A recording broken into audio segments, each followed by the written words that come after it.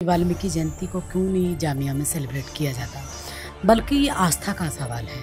और भारतीय समाज का वो तबका जो पूरे राष्ट्र को स्वच्छ करने का काम करता है, अगर उनकी धार्मिकता है महर्षि वाल्मीकि के प्रति और वो वाल्मीकि जयंती मनाने चाहते हैं, तो मुझे लगता है कि जामिया के प्रशासन को ये देखना चाहिए था। जामिया की आस्था अगर मुस्लिम धर्म के प्रति है, नमाज पढ़ते हैं, वहाँ हर शुक्रवार को नमाज पढ़ी जाती है, ये कट्टरवादी रवैया। जामिया में जब से रिजर्वेशन खत्म हुई है तब से कट्टरवाद बहुत बढ़ा है, संविधान से चलता है। नमस्कार, बहुत स्वागत है आपका। आप देख रहे हैं द पैम्फलेट और मेरा नाम है विनीता।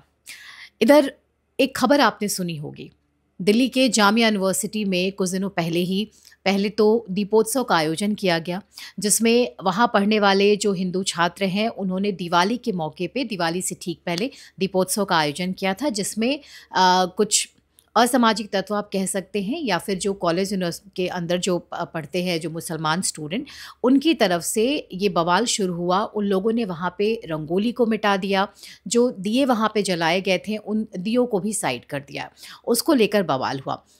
ठीक इसके 2 दिन पहले महर्षि वाल्मीकि जयंती थी और यूनिवर्सिटी के अंदर जो वाल्मीकि समाज के जो कर्मचारी हैं, जो एडहॉक बेसिस पे जो एडमिन डिपार्टमेंट के जो लोग हैं, वो हर साल तकरीबन इसी तरीके से वाल्मीकि जयंती मनाते हैं।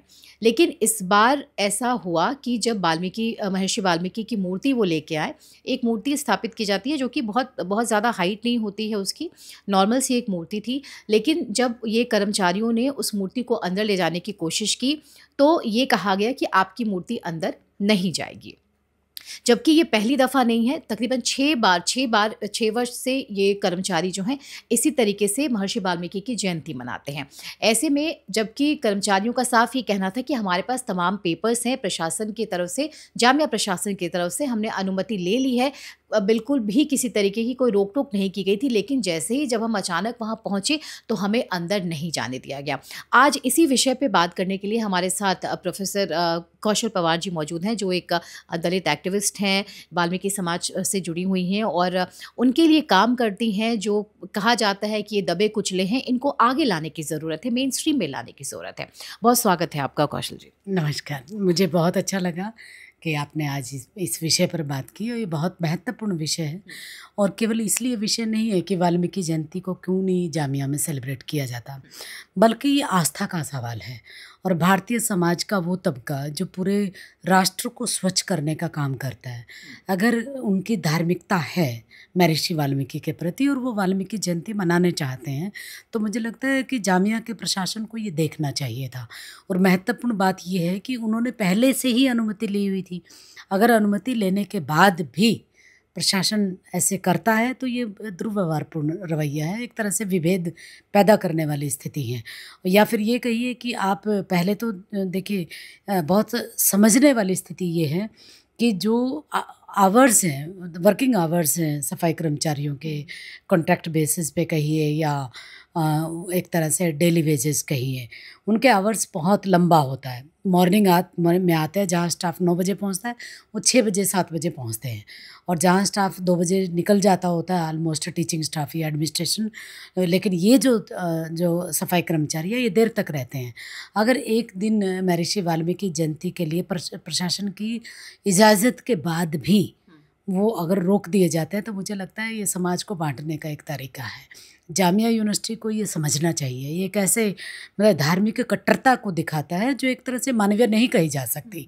आपकी आस्था अगर जामिया की आस्था अगर मुस्लिम धर्म के प्रति है, नमाज पढ़ते हैं, वहाँ हर शुक्रवार को नमाज पढ़ी जाती है, ये अच्छी बात है, मैं इसका बिल्कुल विरोध नहीं करती, क्योंकि उनकी आस्था है। न केवल वहाँ, तमाम विश्वविद्यालयों में जहाँ भी हमारे मुस्लिम कम्युनिटी के भाईचारा जो टीचिंग स्टाफ में है, नॉन टीचिंग में है, वो लोग नमाज अपने कमरे में भी पढ़ते हैं। वहाँ पर किसी भी विश्वविद्यालय में मुझे लगता है धार्मिकता के आधार पर उनके साथ कोई भेदभाव नहीं किया जाता। अगर किया जाता है तो उनको सामने आकर रखना चाहिए। यहाँ तो हम सरेआम देख रहे हैं कि उनको वाल्मीकि जयंती सेलिब्रेट नहीं करनी गई। तो इसका मतलब ये हुआ कि जामिया की जो एक प्रवृत्ति है वो प्रवृत्ति न केवल हिंदू धर्म के विरोध में खड़ी है, बल्कि वो प्रवृत्ति एक भारतीय समाज का वो तबका जो बहुत कर्मठ है, जिसमें देश के जो राष्ट्रपिता पिता कहे गए महात्मा गांधी जी, उनके उनके उनके मन में भी उनके प्रति बहुत सहज भाव, बहुत उनके प्रति सहानुभूति था उनके उनके प्रति उन्होंने काम करने का पूरा एक बीड़ा उठा के रखा था। ऐसे व्यक्ति को जो जो समाज का महत्वपूर्ण तबका है, वो अगर अपनी आस्था को जताना चाहता है और सेलिब्रेट करना चाहता है तो उनको दिया जाना चाहिए था। लेकिन जामिया का ये कट्टरवादी रवैया है, खासकर अगर वहाँ के छात्र जो वहाँ पढ़ते हैं, जो रेवेन्यू देते हैं जामिया को, जो फीस भरी होगी उन्होंने भी, और वही दूसरे विद्यार्थी दूसरे समाज से या समुदाय से आने वाले हैं, वो भी उन्होंने भी फीस भरी होगी, वो भी तो वहाँ सारी चीज़ें सेलिब्रेट करती हैं। ईद सेलिब्रेट किया जाता है, तमाम विश्वविद्यालयों में किया जाता है। हम तो जब जेएनयू यूनिवर्सिटी में मेरी पढ़ाई जेएनयू से है, मैंने पीएचडी जेएनयू से ही किया है, संस्कृत सेंटर से। तो वहाँ जब हम लोग थे तो ईद में हम लोग भी शामिल होते थे और ईद मनाई जाती थी, बाकायदा हॉस्टल में भी बनाई जाती थी और स्कूल डिविजन्स में भी बनाई जाती थी। जब हम स्वीकार कर सकते हैं कि अगर उनकी आस्था है, ईद मनानी है उनको, तो वो मनाते हैं, तो हम लोग भी उनका साथ देते हैं। तो उनको भी इतनी तो सहानुभूति रखनी ही चाहिए, इतना तो मानवीय गुण उनके अंदर भी होना चाहिए कि उनको एक तरह से जयंती मनाने के लिए। सबसे बड़ी बात महत्वपूर्ण जो समझने वाली है वो ये है कि जामिया में जब से रिजर्वेशन ख़त्म हुई है, तब से कट्टरवाद बहुत बढ़ा है। हालांकि जो वहाँ के जो विद्यार्थी हैं दूसरे समुदाय से भी आते हैं, लेकिन वो एक तरह से माइनॉरिटीज़ की तरह ट्रीट किए जाते हैं। तो ये जो ट्रीटमेंट है वहाँ, ऐसा मुझे तो कई बार ये लगता होता है कि जो इस तरीके की चीज़ें भी बर्दाश्त नहीं कर सकते कि एक जयंती सेलिब्रेशन में मूर्ति अंदर लेके जाना चाहते थे, वही उनसे बर्दाश्त नहीं हुई, तो उन छात्रों के साथ वो कैसे पढ़ाते होंगे, उनके साथ कैसे एक जैसा व्यवहार रखते होंगे, कैसे उनकी इवेल्युएशन की डिग्रीज़ को प्रॉपर जांचते होंगे। ये बहुत बड़े सवाल हैं जिसको जामिया को जवाब देना चाहिए। एक और सवाल है जो अभी आपने कहा कि जो दूसरे जो सपोज़ वहाँ पे जो हिंदू छात्र हैं, शायद वही वहाँ पे अपने आप को उनको महसूस होता होगा कि हम ही यहाँ पे माइनॉरिटीज़ हैं। लग रहा है कि जो इस तरीके के एक के बाद दो एक जो घटनाएं आ रही हैं, मतलब, और ये सिर्फ एक आज की ये घटना नहीं है, इसके पहले भी होली हो या फिर दिवाली हो, जब भी इस तरीके के कुछ आयोजन किए जाते हैं तो हर बार उसमें बवाल किया जाता है। तो लगता है कि ये धीरे-धीरे पूरी प्लानिंग ही की है कि हमारी मोनोपोली हो जाए किसी एक तबके की।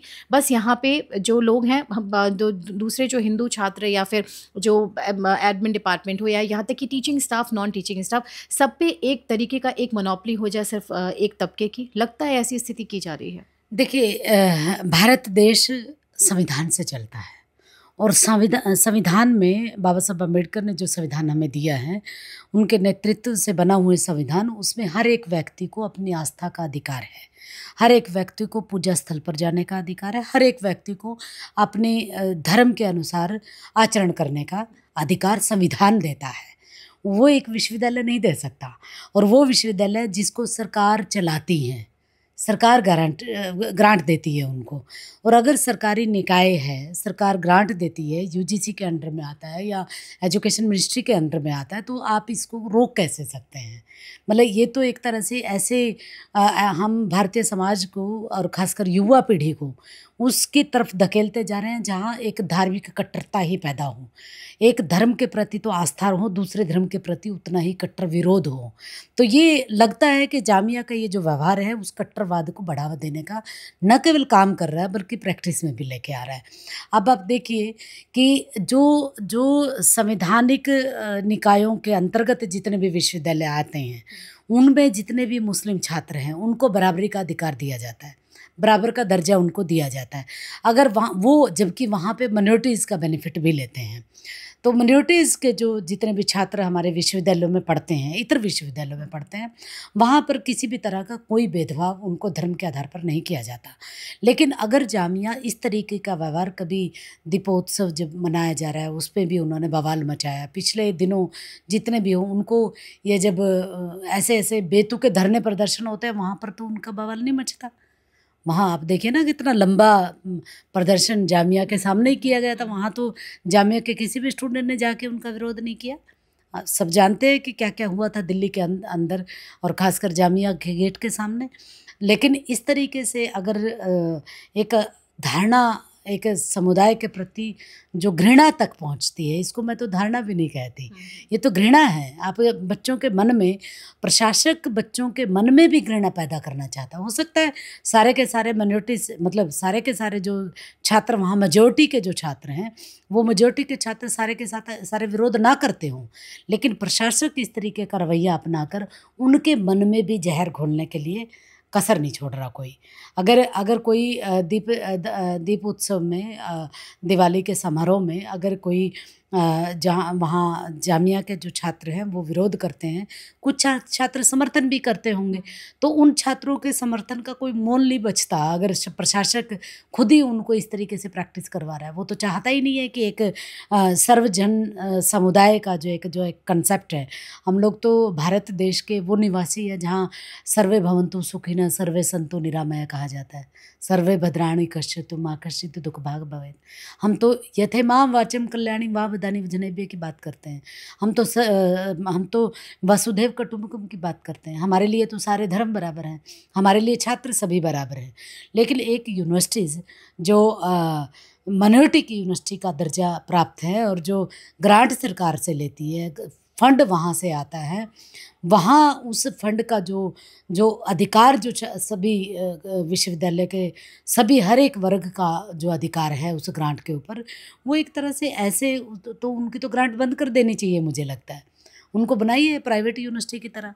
अगर आप इस तरीके से विद्यार्थियों के मन में, क्योंकि देखिए छात्र भविष्य बनाता है और भारत में रहने वाला हर, हम तो विद्यार्थियों को राष्ट्र निर्माता बोलते हैं, आगामी राष्ट्र निर्माता तो वही हैं।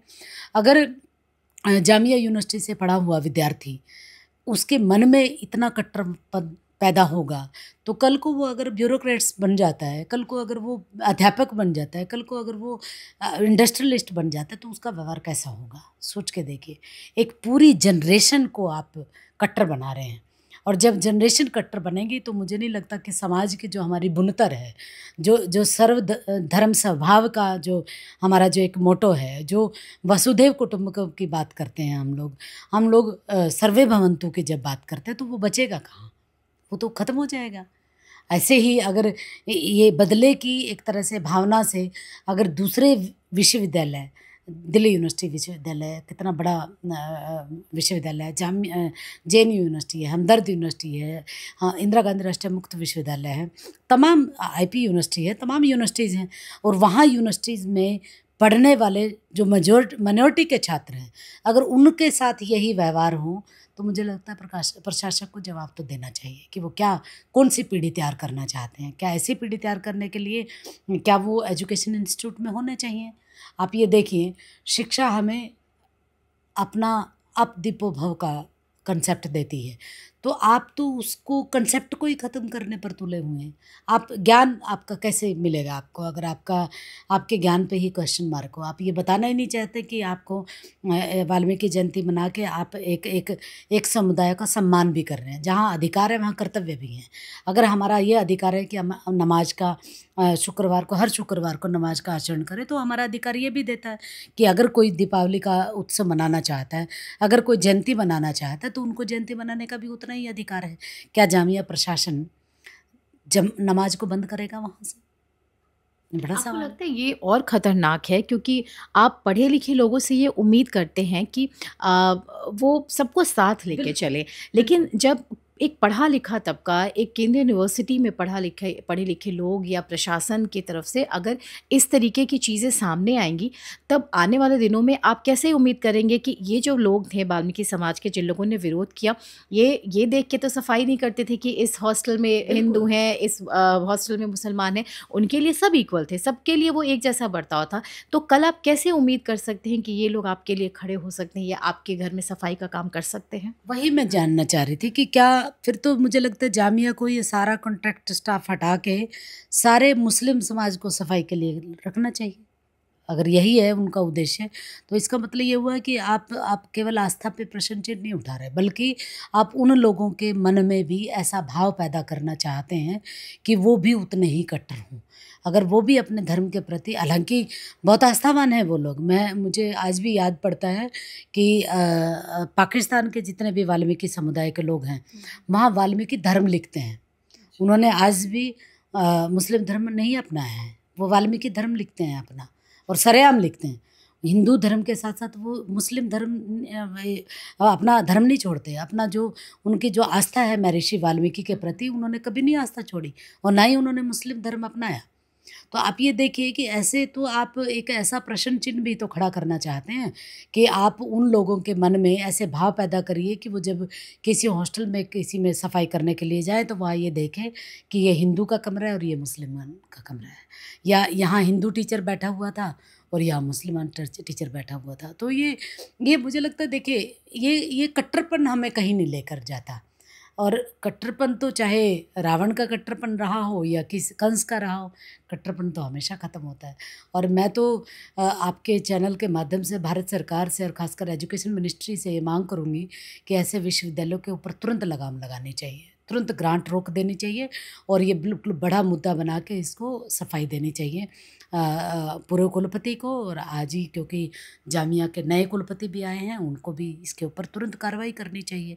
और केवल वाल्मीकि जयंती के लिए नहीं, बल्कि जितने भी रक्षाबंधन का त्यौहार हो, होली का उत्सव हो या दिवाली का उत्सव हो, दशहरे का उत्सव हो, जहाँ वो ईद मनाते हैं, जहाँ वो नमाज पढ़ते हैं, वहाँ इन त्योहारों को भी छूट देनी चाहिए या फिर उनको भी बंद कर देना चाहिए। आप क्योंकि जुड़ी हुई हैं उनके लिए काम करना, उनको मेन स्ट्रीम में उनका कैसे उत्थान किया जाए, उनके लिए कैसे बेटरमेंट किया जाए, आप काफ़ी समय से उनके लिए काम कर रही हैं। आपको लगता है कि ये जो उपेक्षा है, एक तो सामाजिक उपेक्षा, एक राजनीति का भी मोहरा बन जाते हैं वो कई बार। पुरानी जितनी भी पार्टियां रही हैं, कई बार हमने चुनाव आते हैं तो ऐसे नारे दिए जाते हैं कि हम उनके हितैषी हैं बिल्कुल। ख़ासतौर पे अगर यहाँ पे मैं कांग्रेस को ही कोट कर लूँ तो तकरीबन 6 दशक तक इन लोगों ने शासन किया और लगा कि एक्सप्लॉयटेशन ही होता गया। भले आप बोलने के लिए बोलते रहो कि हम दलित हितैषी हैं, लेकिन करने को आपने किया क्या? देखिए मैं इसको कहना चाहूँगी कि आपको याद होगा पिछले दिनों हमारे देश के प्रधान सेवक आदरणीय हमारे प्रधानमंत्री श्री नरेंद्र मोदी जी ने प्रतीक के रूप में ही सही जो सफाई कर्मचारी थे उनके पैरों को धोया था, महिलाओं को। और इसका जो संदेश था वो, मैं क्योंकि मैंने बताया ना मैं वाल्मीकि समाज से आती हूँ, मेरे मन में पहली बार इतनी श्रद्धा किसी के प्रति पैदा हुई है। मैं पार्टी की बात नहीं कर रही यहाँ, मैं पार्टी विशेष की बात भी नहीं कर रही, और जिससे हमारे प्रधानमंत्री जी आते हैं उसकी की भी मैं बात नहीं कर रही। लेकिन एक ही इंसान दूसरे इंसान को कितना सम्मान दे सकता है, उसका जो प्रतीक के रूप में ही सही, अब सबके तो पैर नहीं धो सकते ना, एक प्रतीक के रूप में महिलाओं के चरणों की वंदना की, उसका प्रभाव जो गया, मेरे जैसा व्यक्ति जो बहुत बार सरकार की आलोचना करता है, चाहे वो रिजर्वेशन के मुद्दे पे हो, रोस्टर के मुद्दे पर हो, एट्रोसिटीज़ के मुद्दे पे हो, या जिस तरीके से हमारी जो महिलाएं हैं, खासकर वाल्मीकि समाज की महिलाएं हैं, उनके ऊपर जो अत्याचार हुआ, मैं तो विरोध करती हूँ खुल के, आज भी करती हूँ अगर कोई ऐसी घटना होती है। लेकिन जो अच्छे काम किए जाते हैं मैं उनकी भी उतनी ही प्रशंसा करती हूँ। और ये मेरे लिए बहुत बड़ा एक मतलब आँख खोलने वाला दृश्य था कि देश का प्रधानमंत्री जो इतने ऊंचे पद पर बैठा हुआ है, भारत के आज़ाद भारत के अब तक के इतिहास में पहला ऐसा उदाहरण मैंने अपनी लाइफ में देखा। मैं आज 47 क्रॉस कर चुकी हूँ, 47 साल मैंने अपने बिताए हैं, मैंने आज तक किसी प्रधानमंत्री को ना देखा ना सुना ऐसा करते हुए। और केवल सुना और देखा नहीं है, बल्कि आप देखिए 370 जैसी धारा, जहाँ वाल्मीकि समाज को, चाहे कितना भी पढ़ा लिखा वाल्मीकि समाज हो, उनको एक्ट में तय था, बाकायदा उनके संविधान जो 370 हटाया गया उसमें ये था कि आप किसी भी, कितने भी पढ़े लिखे हों, कितने भी आप क्वालिफाइड हों, आप इस नौकरी के अलावा आपको दूसरी नौकरी नहीं मिल सकती। 370 में जितने भी प्रावधान रहे होंगे, मेरे लिए as being a Valmiki community जो सबसे ज़्यादा चौंकने वाला और आँख खोलने वाला और ये था कि इंटायर इंडियन सोसाइटी का एक स्ट्रक्चर चेंज हो जाना चाहिए इससे, कि एक तबका जो आपके चारों तरफ में है, घरों में महिलाएं काम करती हैं, रोड पे काम करती हैं, आप गाड़ी लेके बाहर निकलिए आपको जगह जगह पे सफाई कर्मचारी मिलेंगे, उनको एक राज्य में कोई और काम करने का अधिकार ही नहीं था। आप सोच के देखिए, कांग्रेस के इतने वर्षों के साथ शासन के साथ उन्होंने निर्मल भारत अभियान चलाया। क्या निर्मल भारत अभियान में ये नहीं आना चाहिए था कि 370 हटा दिया जाए? और ऐसा एक्ट जो मानवीय गरिमा को चकनाचूर कर रहा है, उनके स्वाभिमान को कुचल रहा है, वो कैसे आगे बढ़ पाएंगे? मान लीजिए मैंने आज संस्कृत में डॉक्टरेट की और मैं अगर वहाँ होती 370 से पहले, क्या मुझे ये मंजूर होता कभी कि मैं झाड़ू का काम करूँ? क्यों करूँ? और मैं तो बल्कि ये आपकी जवाब से देने से पहले जामिया पर मैं ही चाहती हूँ कि जितने भी कॉन्ट्रैक्टर हैं उनको स्ट्राइक कर देनी चाहिए, बंद कर देना चाहिए जामिया में काम करना, और बल्कि उनको परमानेंट करना चाहिए वाइस चांसलर ने। भाई इतने दिनों से आपके साथ कॉन्ट्रैक्ट पे काम कर रहे हैं, लगातार आप सुबह से आके शाम तक हाजिरी ली जाती है बाकायदा कॉन्ट्रैक्टर स्टाफ की, टॉयलेट्स में चेक किया जाता है बैठे हुए कि वो बैठे हैं या नहीं। आप सोच के देखिए, जहाँ टॉयलेट्स में पंखे नहीं होते, जहाँ सीटिंग अरेंजमेंट नहीं होता, जहाँ लोग अपना वॉशरूम करते हैं डिस्चार्ज, वहाँ पे वो आदमी वहाँ बैठे हुए रहते हैं, ड्यूटी करते हैं, वो भी तो इंसान ही है। और आप उनको कितने पैसे देते हैं? सोच के देखिए, क्या उस पैसे से गुजारा होता है? और जैसे तैसे वो कर ही रहे हैं, तो आप उनकी आस्था को इस तरीके से कुचलेंगे कि आप तस्वीर की कैंपस में नहीं लेके जा सकते। ये जो तबका है, ये बहुत सदियों से दबा कुचला रहा है, इसको सम्मान की ज़रूरत है। इसको इसको इसको अगर आप थोड़ा सा सम्मान, ये सम्मान के भूखे हैं, इनको आपसे परमानेंट की नौकरी भी नहीं चाहिए। अगर परमानेंट की नौकरी आपको देनी होती है तो आप दे चुके होते हैं। सबसे ज़्यादा कॉन्ट्रैक्ट जो पोस्ट हैं वो सफाई कर्मचारी की ही, किसी भी यूनिवर्सिटी, अब मैं सारी यूनिवर्सिटीज़ की बात कर रही हूँ, वो चाहे सुलभ के माध्यम से हो या कॉन्ट्रैक्ट बेस के हो, उनकी पे ही कितनी है? 7-7, 8-8 हज़ार रुपये लेते हैं। इसके बावजूद भी वो आपसे सिर्फ सम्मान चाहते हैं। और ये दबा कुचला समाज, क्योंकि इसने जो भी इसको सम्मान देता है वो इसके पीछे लग जाते हैं और बहुत ईमानदारी से पीछे लगते हैं। कांग्रेस के इतने वर्षों के शासन तक सफाई कर्मचारी उनके साथ जुड़ा रहा है, लेकिन कभी भी कांग्रेस ने ऐसा कोई उदाहरण उनके सामने पेश नहीं किया कि जैसे प्रधानमंत्री जी ने चरण वंदना करके और ये एक संदेश दिया पूरे राष्ट्र को कि ये भी सम्मानजनक है, इनकी भी अपनी गरिमा है, इनके ये भी एक मानवीय गरिमा के हकदार हैं, इनका अपना स्वाभिमान है। और वर्क टू वर्कशिप, हम तो मानते हैं ना कि हम तो वर्शिप करते हैं ना, काम की पूजा करते हैं। हमारे यहाँ तो कर्म सबसे बड़ा प्रधान है ना, और कर्म की हम लोग पूजा करते हैं, तो उस हमारे यहाँ डिग्निटी ऑफ लेबर भी तो होना चाहिए ना। और आदरणीय प्रधानमंत्री जी ने उसके माध्यम से यही तो संदेश दिया था हर एक भारतीय को, डिग्निटी ऑफ लेबर, काम के आप सम्मान करिए। तो कांग्रेस के शासन में, इतने वर्षों के शासन में ऐसा कोई उदाहरण हमारे सामने दिखाई नहीं देता। कांग्रेस की बात चली है तो कांग्रेस ने कुछ जो मेन जो फेसेस थे, चाहे वो गांधी परिवार की बात कर ले हम, चाहे वो राजीव गांधी, सोनिया गांधी, इंदिरा गांधी, और अब की जनरेशन में प्रियंका और राहुल जो है वो मेन फेसेस बने हुए हैं, लेकिन उनके समय में उनकी ही पार्टी के दलित नेताओं तक को वो सम्मान नहीं दिया गया। तो शायद उम्मीद नहीं की जा सकती है कि ये तो आम लोग हैं, ये जो आम लोग हैं, इनको आप क्या सम्मान आप दे सकते हैं? सिर्फ ये पॉलिटिकल वो है, इनके लिए एजेंडा हो सकते हैं। बिल्कुल, देखिए मैं तो ये कहूँगी कि ये जो तबका है इनको ज़्यादा पॉलिटिकल भी कोई लेना देना नहीं होता, क्योंकि बहुत मतलब नीचे के तबके के लोग हैं, मतलब वो इंसान मान लें, उनको इंसान की तरह ही देखा जाए, वही अपने आप में गनीमत है। एक बहुत बड़ा सवाल है उनके लिए कि कम से कम उनको इंसान समझा जाए।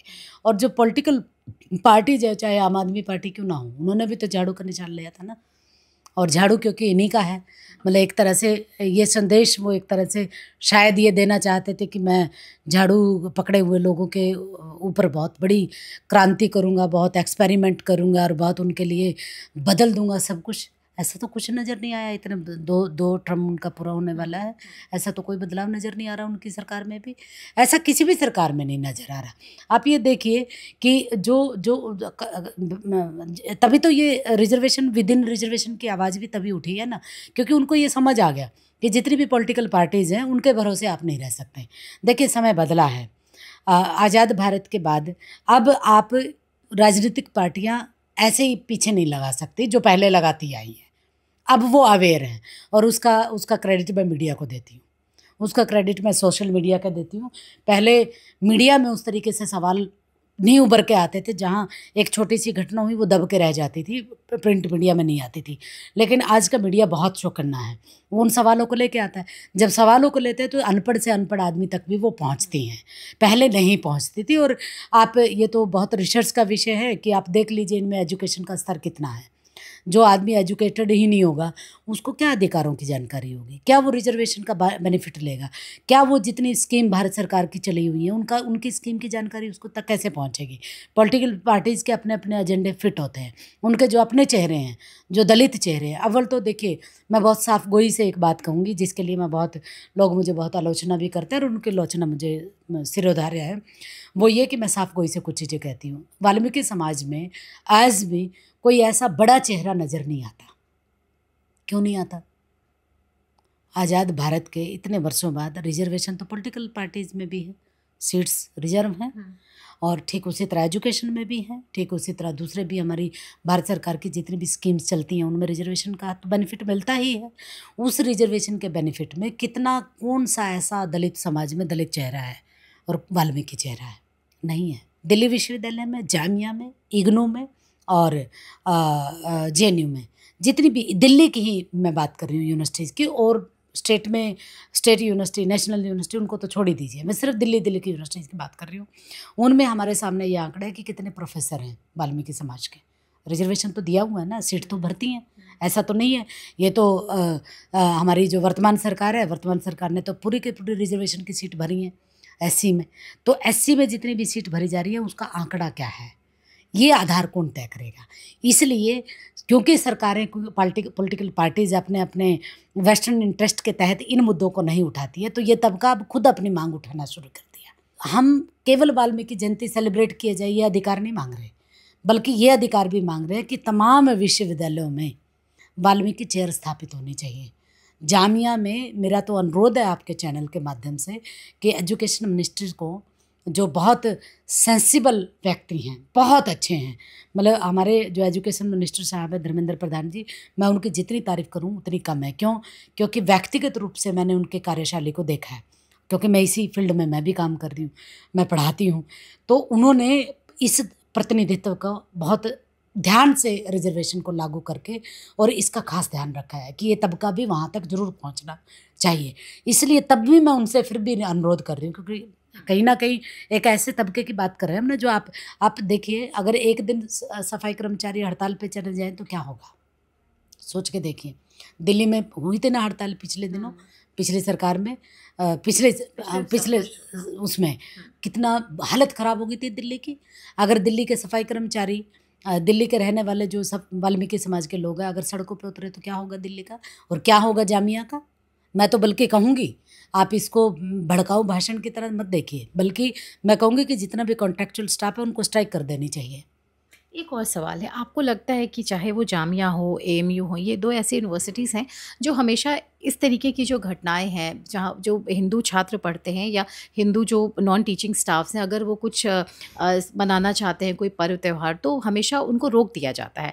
आपको लगता है कि ये जो यूनिवर्सिटीज़ हैं ये एक ज़रिया है, यहाँ से तैयार किया जा रहा है वो ज़मीन की नहीं, यहाँ पे लोगों को पहले तो एंटर ही नहीं करने दो, ये लग रहा है कि ये सिर्फ ज़रिया मात्र है, चाहे वो जामिया हो या AMU जैसी यूनिवर्सिटीज़ हैं? देखिए, ये सवाल यहाँ से उठता है कि जब रिजर्वेशन बंद हुआ, अब ये जो यूनिवर्सिटीज़ हैं, इन यूनिवर्सिटीज़ में इनको लगता है कि ये यूनिवर्सिटी केवल हमारी यूनिवर्सिटी है, और इसमें भले ही हम सरकार से ग्रांट लेते हों, भले ही UGC ग्रांट देती हो या एजुकेशन मिनिस्ट्री उनको ग्रांट देती हो, लेकिन इनको लगता है कि ये प्रयोगशाला है हमारी, इस प्रयोगशाला में हम किसी की भी दखल अंदाजी बर्दाश्त नहीं करेंगे।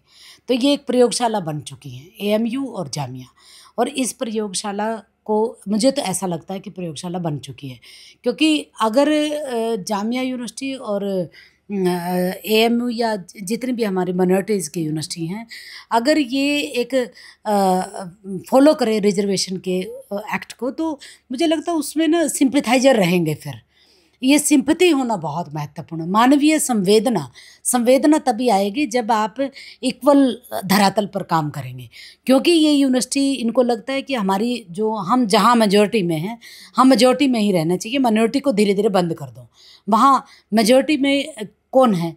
मेजॉरिटी में एक ही, मतलब सारी की सारी एक ही समुदाय उसमें है, और वो अगर है भी तो जनरल कैटेगरी का है, तो रिजर्वेशन वालों को तो घुसने नहीं देते उसमें। रिजर्वेशन से मेरा मतलब ये है कि ये जो डिप्राइव्ड सेक्शन है, चाहे जिसको हम आम की भाषा में दलित रिप्रेजेंटेशन बोलते हैं, वो तो वहाँ है ही नहीं, क्योंकि अगर जनरल में भी कोई फाइट करेगा तो जनरल में वो एससी को नहीं आने देते। आंकड़ा उठा के देख लीजिए, बहुत कम जामिया में या एएमयू में बहुत कम आंकड़ा है जो हिंदू है और डिप्राइव्ड सेक्शन का है। तो इसलिए ये जो धीरे धीरे जो मानसिकता एक जो डेवलप होती जा रही है, इससे ऐसा ही प्रतीत होता है कि हम समाज को आखिर किस दिशा की तरफ लेके जाना चाहते हैं। हम यहाँ ऐसे तो सर्वधर्म समभाव वाला तो नहीं समाज बना सकते, जबकि हमारी यूनिवर्सिटीज़ तो कम से कम एजुकेशन मिनिस्ट्री के अंतर्गत आती हैं, और यूनिवर्सिटीज़ में हम कम से कम ऐसी प्रयोगशाला नहीं। मतलब समाज में उनको उपेक्षित अभी भी देखा जाता है, उनकी उपेक्षा की जाती है कि ये सफाई वाला है, और सफाई वाला भी नहीं लोग बोलते हैं, कूड़े वाला है, जबकि ये मानसिकता बदलनी चाहिए कि वो सफाई वाले हैं, वो कूड़ा हटा रहे हैं, वो गंदगी हटा रहे हैं। आपने काम किया है, मतलब बहुत ज़्यादा आप ग्राउंड पे भी आपने देखी ये चीज़ें, बहुत बारीकी से आपने समझा होगा। आपको लगता है कि ये उपेक्षा जो है, और शायद इसको ख़त्म करने की ज़रूरत है, क्योंकि आपने कहा कि उनको बहुत ज़्यादा एक हाई पोजीशन नहीं चाहिए, बस उनको ये रिकग्नाइजेशन चाहिए कि वो जो कर रहे हैं उसको सही तरीके से वो डिग्निटी की मांग की उन लोगों ने। देखिए, सबसे बड़ी बात तो ना, हमें शब्द का भी बहुत सोच समझ के प्रयोग करना चाहिए। हम लोग जो सफाई कर्मचारी या कूड़े वाला कह दें, क्या अगर हम उनको हेल्पर कह दें तो क्या दिक्कत है? हेल्प कर रहे हैं ना वो आपकी। हमारे घरों में जो महिलाएं काम करती हैं वो हेल्प करती हैं हमारी, तो हम उसको हेल्पर भी तो कह सकते हैं। मतलब आप जो जहाँ हम कूड़े वाला शब्द प्रयोग करते हैं या जहाँ सफाई कर्मचारी शब्द का प्रयोग करते हैं, वहाँ हम ये कह सकते हैं कि हमारे हेल्पर हैं। जब हेल्पर शब्द का आप प्रयोग करेंगे तो डिग्निटी दिखाई देगी। और चलिए, मैं तो मान लेती हूँ, आप नहीं मत कहिए हेल्पर, कोई बात नहीं, सफाई कर्मचारी ही कहिए, कोई बात नहीं, लेकिन एटलीस्ट उनको गरिमा जो व्यवहार होना चाहिए वो तो उनको दिया जाना चाहिए ना। इसलिए इन शब्दों में भी एक बहुत बड़ी, मतलब बहुत बड़ा एक कल्चर फैक्ट, जिसका आप संस्कार बोलते हैं, आप किसी दिन प्रयोग करके देखिए कि जो आपके सामने सफाई कर्मचारी है, अगर आप उससे प्यार से बात करेंगे, वो आपको कितना पलट के प्यार देगा, इसकी आप अपेक्षा भी नहीं कर सकते। बहुत सम्मान देगा आपको। जो मेरे यहाँ जो हेल्पर हैं ऑफिस में, मैं उनको आंटी अंकल कह के संबोधित कर देती हूँ, तो रुक के एक बार बात करते हैं। मैं उनको बोल देती हूँ कि आप ऐसा करिए, डेटोल में हाथ धो के आइए और मेरे लिए पानी ला दीजिए। आपको पता है, उनको उनका मुँह ऐसे रह जाता है, क्योंकि उनको ये लगता है कि हमसे तो कभी पानी मांगा ही नहीं गया। और अगर आप एक बार उनसे कह दें तो देखो, आप उनका आप जैसे दीपावली आया, मैं कई बार मेरे यहाँ जो हेल्पर है, मैं उनका आशीर्वाद ले लेती हूँ। उनके मुंह से शब्द नहीं निकलते, आंखों में पानी आ जाता है, सोच के देखिए। और ये तो तब है, उनको नहीं पता कि मैं इसी समुदाय से आती हूँ, और मैं इस समुदाय से आती हूँ, मैं इसकी पीड़ा को समझ सकती हूँ, बस इतना ही फ़र्क है। अगर मैं किसी और समुदाय से, ये तो मेरे हाथ में नहीं था ना। बच्चा माँ के पेट में जब पैदा होता है तो उसको नहीं पता होता ना वो किस समाज में पैदा हो रहा है। वो तो पैदा हो रहा है, वो तो किसी के हाथ में नहीं होता, वो ना मेरे हाथ में है ना किसी और के हाथ में है। तो इसलिए अगर मैं किसी और समाज से आती तो शायद मैं उतना नहीं समझ सकती। मैं क्योंकि इसी समुदाय से आती हूँ तो मुझे पता है वो क्या चल रहा होता है। आपने झेला है उस चीज़ को। मैंने हाँ, एजुकेशन इंस्टीट्यूट की बात कर रहे हैं, अन्यथा तो बहुत सारे इंस्टीट्यूशन। ये ज़्यादा शर्मनाक इसलिए भी है कि एक बड़े ऑर्गेनाइजेशन में जहाँ लोग पढ़े लिखे होते हैं, वहाँ पे हो रहा है ज्ञान का गढ़, जिसको ज्ञान का मंदिर है ना, वो ज्ञान के मंदिर में अगर ऐसा भेदभाव, ये भेदभाव है। ये एक तरह से आप कास्ट प्रैक्टिस करना चाहते हैं, रिलीजियस प्रैक्टिस करना चाहते हैं। ज्ञान के मंदिर में, ज्ञान के पूजा स्थलों में अगर ऐसा होता है ना, तो ये हमारे लिए सोचनीय है, हमें ठहर के सोचने की ज़रूरत है। आपको बहुत धन्यवाद कौशल जी, आप हमारे साथ जुड़ी और इन लोगों के लिए आप काम कर रही हैं। हमारी बहुत शुभकामनाएं हैं कि जिसको समाज में इतने उपेक्षा के साथ देखा जाता है, लोग उनके नज़दीक तक आना पसंद नहीं करते हैं। आप उनकी दर्द को समझती हैं और आगे भी उनके लिए काम कीजिए, और उनको एक रिकग्नाइजेशन मिलना चाहिए, ये बहुत ज़रूरत है दिमाग में। बहुत धन्यवाद। पे बैक टू सोसाइटी कर रही हूँ, जितना मैं कर सकूँगी उतना करूँगी, हालांकि बहुत कम कर रही हूँ, और भी करने की इच्छा है। मैं पे बैक टू सोसाइटी। बहुत धन्यवाद हमारे साथ जुड़ी, थैंक यू।